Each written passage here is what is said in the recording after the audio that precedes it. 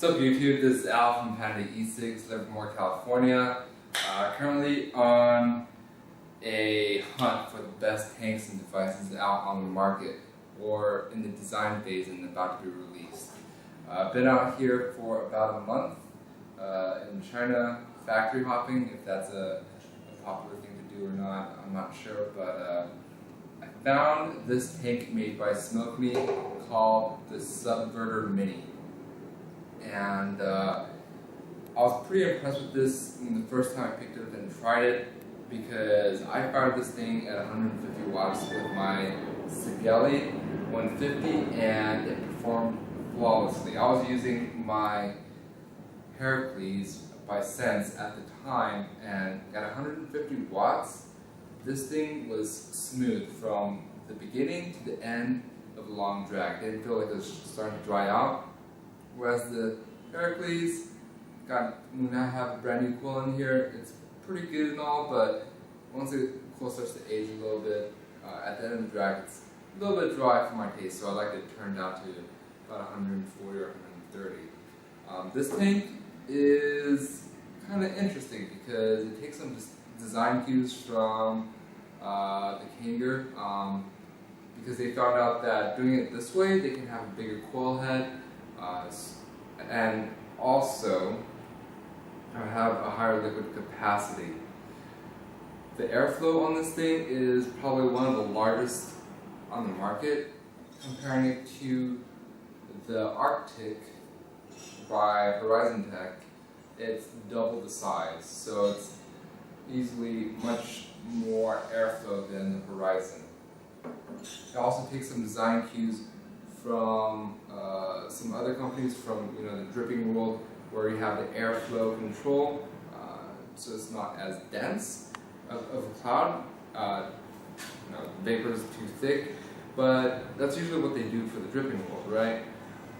Here they use it as a cooler for their drip tip. So the air, instead of going straight in and up, this goes straight in, hits a heatsink, goes down to give it a little bit more length and travel to cool it down more, and comes back up. So it really does work on cooling it. I put it on my dripper, took a couple of hits, and temperature was pretty good. It didn't get too hot.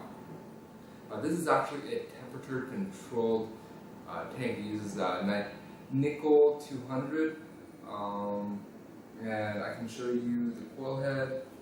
I've got a zoom feature on here, but it has one of the biggest liquid inlet holes, so it can actually keep up with the high wattage. So with the 0.1, they come in 0.1, 0.2, and 0.5. With the 0.1, it's rated at 150 watts, which is what I'm using it at. The coil head, I'm not sure if you can see that, pretty far out, but the coil head has a very large diameter for a lot of air holes to go through. I mean, the bottom, if you look at it, any other tank, it's pretty much the same, but I think the only difference here is the holes for the liquid inlet, they're huge, so the con can keep up with the heat from the coils, and the hole for the air to pass through is probably the largest I've seen, so a lot of the air can pass through and cool it down faster. Overall, they're a pretty nice tank. Just a brief overview. It's on the spot. I didn't really plan this out, so sorry about all the thinking on the video. But they're releasing it sometime in May, the second week. Check it out. Again, thanks for checking it out with me. The vape on it, the Subverter tank on here, on a prototype version of the, the Snow Wolf. And this is at 170 watts with a temperature control.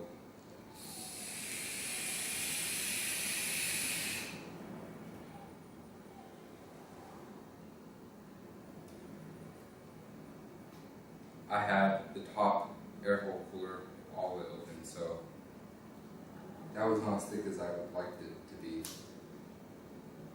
But let's get this on here. It's a little cool. I've been messing with it all day, but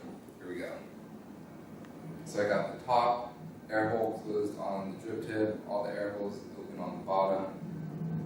At 100, I'm gonna be safe. Bring it down to 165. I've been using it at 150 all day, no problems. I just right now decided to bump it at 170, so I'm gonna go 160 and see how that works.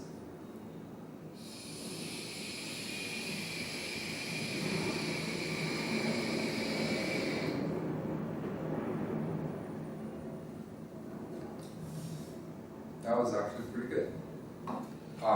Here's the sense, Heracles, just for comparison.